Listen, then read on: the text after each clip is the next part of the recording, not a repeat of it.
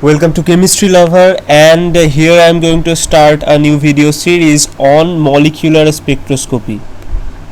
So here we are going to start molecular spectroscopy. Okay, so this series I am starting. I wanted to start this series later, but many people requested me to make videos on spectroscopy. They said that nowadays the colleges and universities are closed, so they are facing difficulty in studying this particular topic. So that's why I picked up this problem and making video from right now.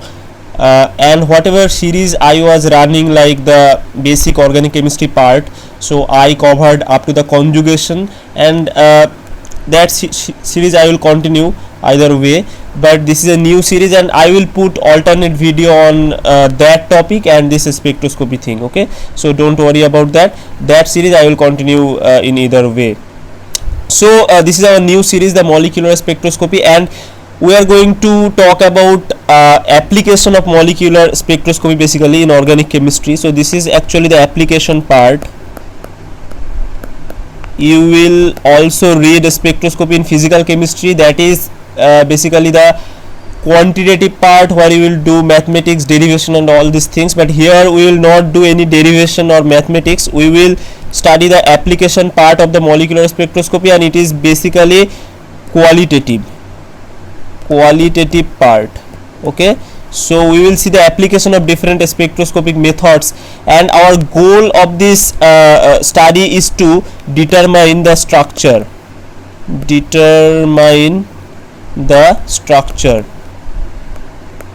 of organic molecules. Okay, so we are going to start how we can determine the structure of organic molecules. That is our goal of this topic. So, and before starting this topic, one thing I should make clear is that you have two kind of spectroscopy. Basically you can divide a spectroscopy in two categories. One is absorption. So this is the introductory video, that's why I am telling all these things. So one is absorption and another one is emission.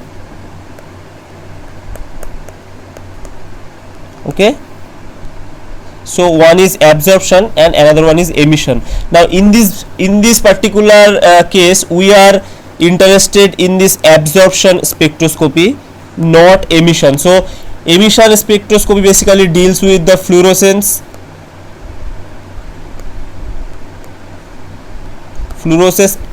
and phosphorescence, and that we will not discuss in this series. We will only talk about absorption spectroscopy and related things. So what is the difference between emission and absorption? So in case of absorption spectroscopy, what we study is, so in both cases we have sample molecule. So let's say we have this cuvette where we have organic molecule as our sample. Let's say any simple molecule, benzene maybe. So what we do is we pass light through this molecule. Okay, so we pass our light through this molecule. So different frequency of light is passed through the molecule, and when this light goes through the molecule, some part of the light is absorbed by the organic molecules and some part is unaffected, and that part actually goes away. So here we have detector, and we detect how many part of the light is absorbed and what part is remain unaffected. So from that we can say that this part of the light is absorbed, and if you study that particular part, that is what is the effect of that absorbed light on the molecule, that is the absorption spectroscopy.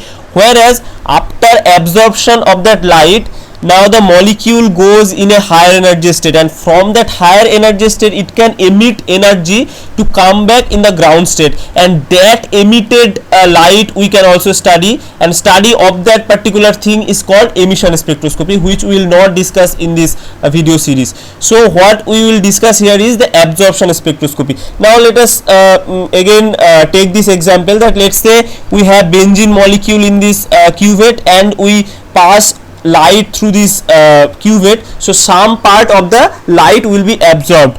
And if we show the absorption by a graph, what we will see is, let's say this is the wavelength axis and this is the absorption axis. Okay, so what we will see is this kind of spectra.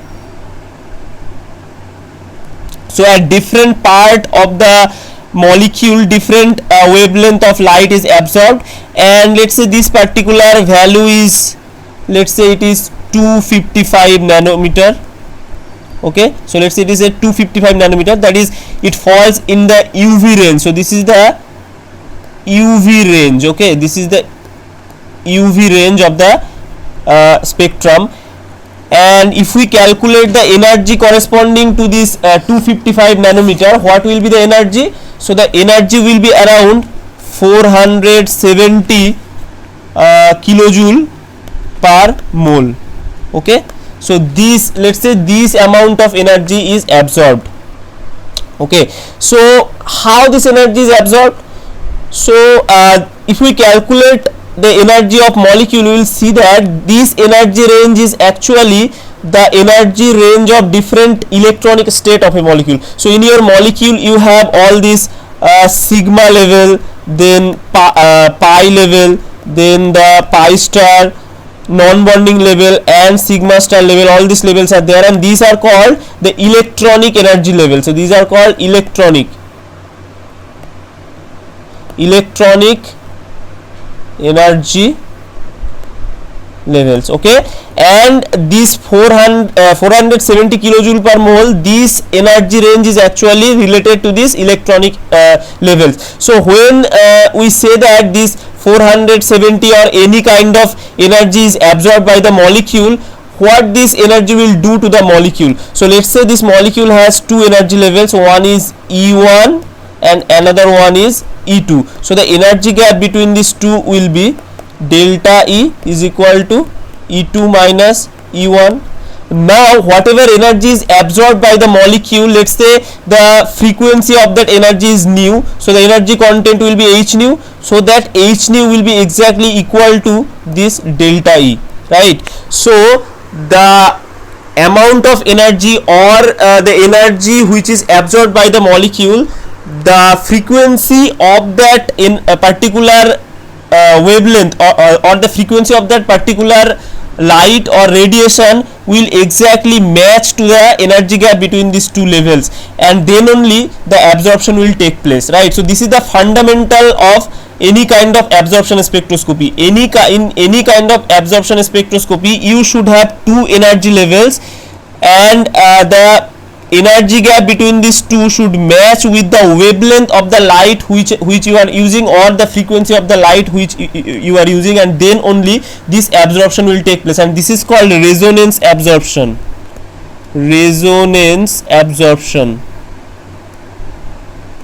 So this resonance absorption is the fundamental of any kind of absorption spectroscopy. To have a suitable absorption, you need to match the wavelength of your light with the energy levels of your molecule. Now we will study basically four absorption spectroscopy in this course, and that are, first one is the IR spectroscopy or infrared spectroscopy. Second one is the UV spectroscopy or ultraviolet.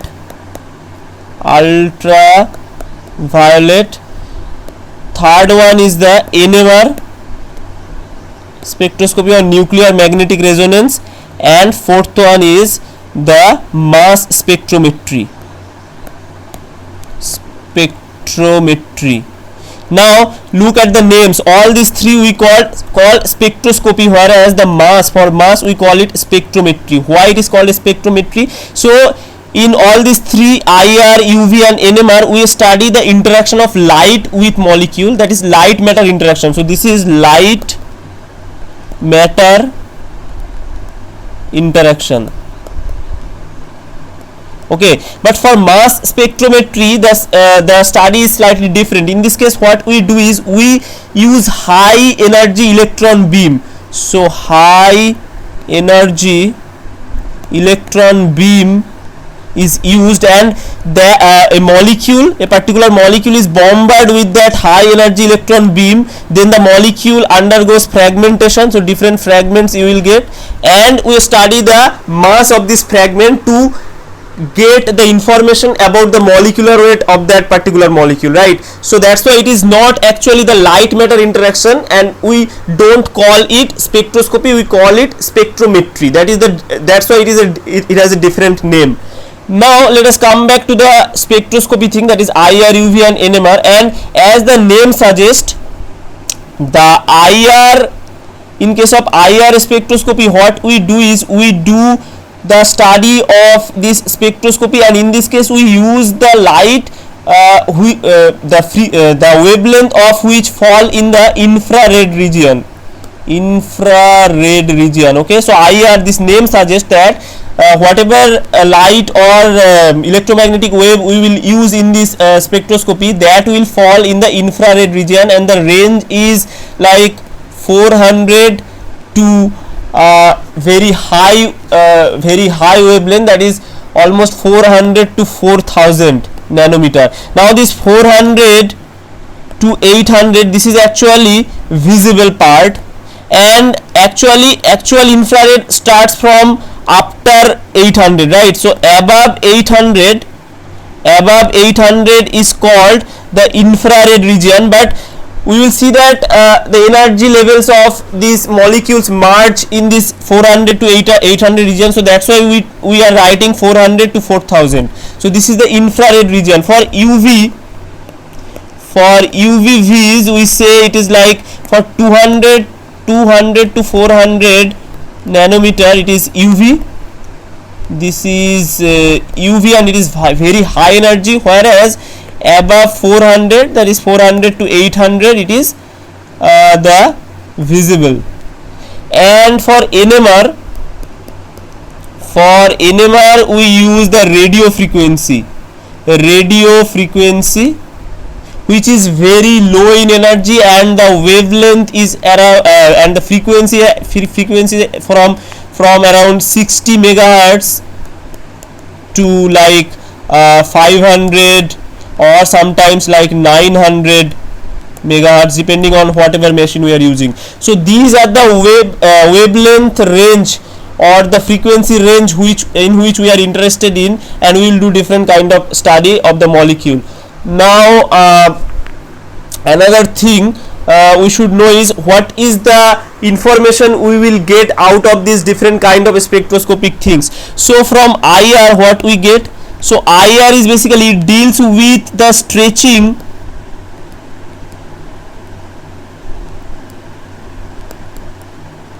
and bending of different bonds in molecule. Okay, so in IR spectroscopy we basically study the stretching and bending of different bonds in molecule. Like let's say you have a HCH bond, so that bond constantly vibrates, okay, and this is called a stretching, whereas it can also vibrate in this way, and it is called bending. So we will later discuss all these things when we will discuss IR spectroscopy in detail. So we basically study the stretching and bending of different bonds. Now some functional groups like carbonyl, then nitro, then other like cyanide, etc., all these functional group, they shows a very peculiar type of stretching and bending in their own, and that's why IR spectroscopy is a very important tool to determine the functional group, because different functional group will give different IR data based on their stretching and bending, right? So IR is used for, so what is the main purpose of IR? It is used for functional group determination. So by looking at the IR data, we can easily say whether a certain molecule contains a cyanide or carbonyl group or anything other, right? So this is the main feature of IR spectroscopy. What do you know from UV spectroscopy? So in case of UV spectroscopy, we basically know whether the molecule is conjugated or what is the extent of aromaticity. So basically we talk about conjugation and aromaticity, that is how different energy levels are placed, how they are affected by conjugation. All these things we get from UV spectroscopy. So in broader sense, from the UV data we get about the conjugation in the molecule, that how the molecule is conjugated, whether it is planar, whether it contains more number of pi bonds or not. That data we get from the UV spectroscopy. What is the purpose of NMR? So from NMR data we get that how many different types